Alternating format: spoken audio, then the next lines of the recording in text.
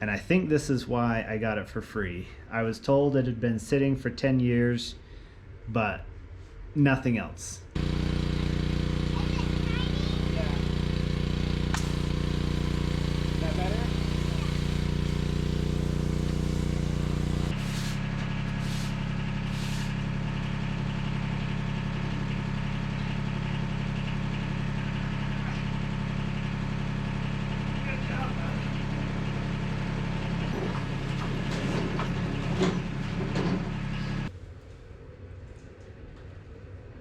The tank's full of rust in there. I don't know if you can see that. Well, it's leaking from the bottom. It's rusted through, I guess.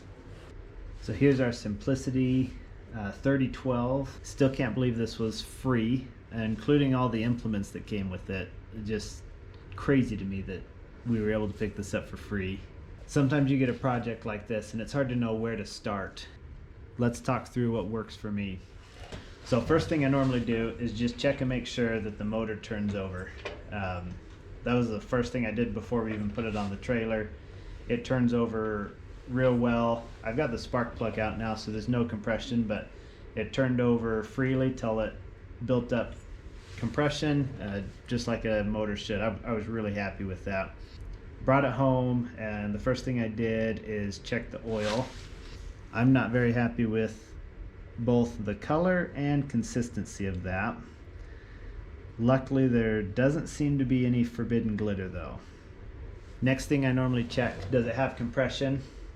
The easy way to do that is kind of stick your thumb in the spark plug hole, turn it over,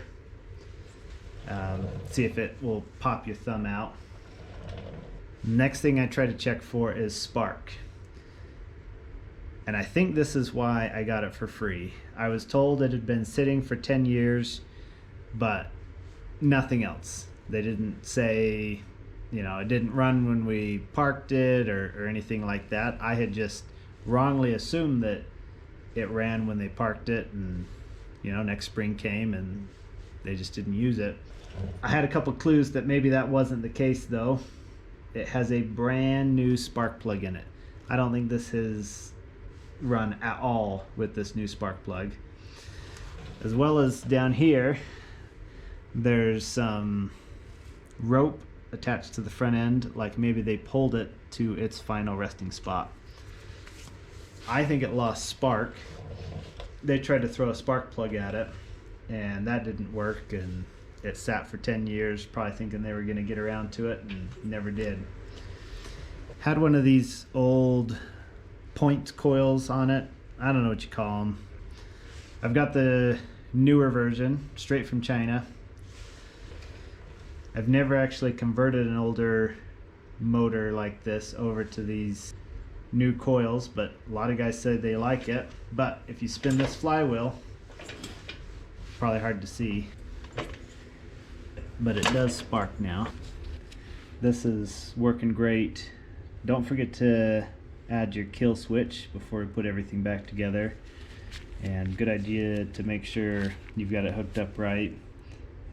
I just stuck this on a ground, spun it over a couple of times, made sure it didn't spark, and then, you know, took the ground off, made sure it still sparked, and that all looks good. So I think we're ready to put the fan shroud back on and get the motor back in. We'll fill it up with some oil and see if we can get it to run on some ether. Okay, we got the motor back in, all the belts hooked up. Here's our ground lead. We're just gonna leave that unhooked. We're now 18 bucks, you know, into this with a new coil. We know it has compression. I think if we shoot it with a little bit of ether, it should fire over. Anyway, let's see.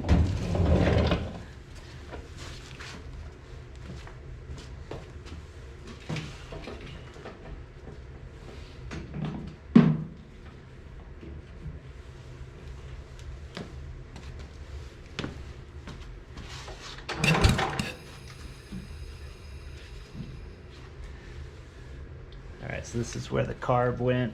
It was all gummed up. We just took it off.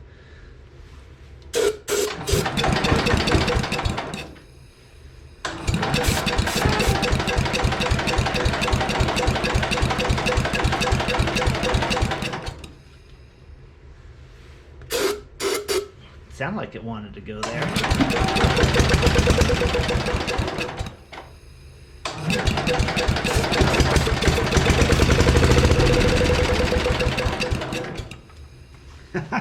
Nice. All right. So I now feel confident that we can start throwing parts at it. We'll get a carburetor for it. I got these all freed up, just throwing some WD-40 in them and working them back and forth a bunch. There's the choke and the throttle. Okay, well, that's pretty cool.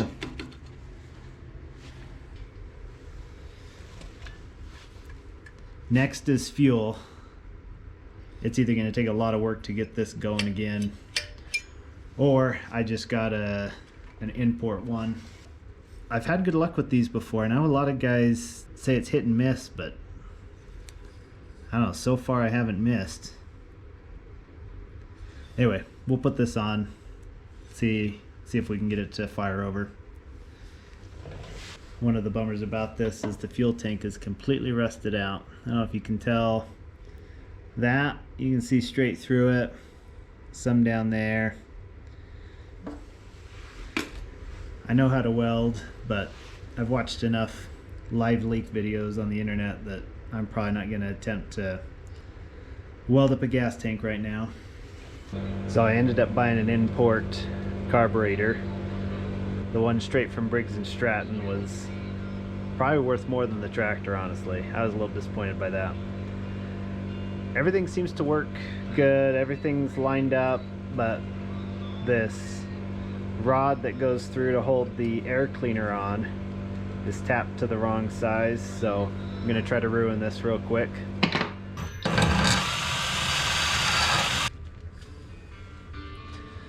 Wow, I can't believe that actually worked. Alright, so we've got the new carburetor on. We know we have spark. Very unsafe fuel tank, but let's see if we can get it to run on the carburetor.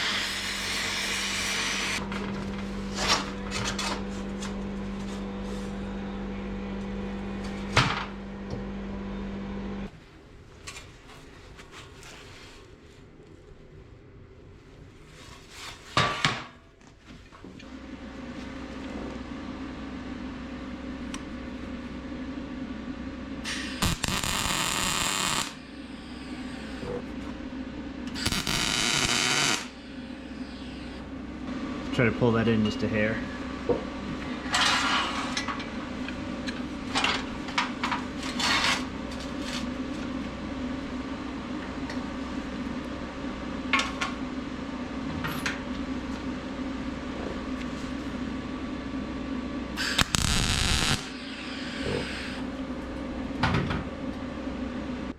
Alright, so I think we got all our pieces.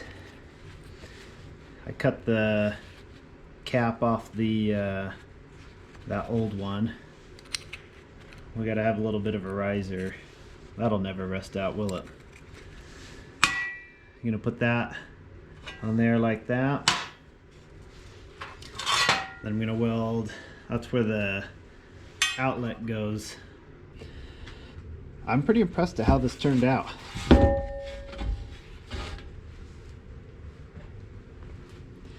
So, cap, screws on there like that. Yeah, should be all welded up, and welded that little extra nub on there for our outlet. And that just fits right down in there. I just stuck the tank on top of that and traced it out on the bottom of it. Yeah, don't worry. I think it's just dripping out of the end of the hose there where the bolt's shoved in. Everything else looks nice and dry.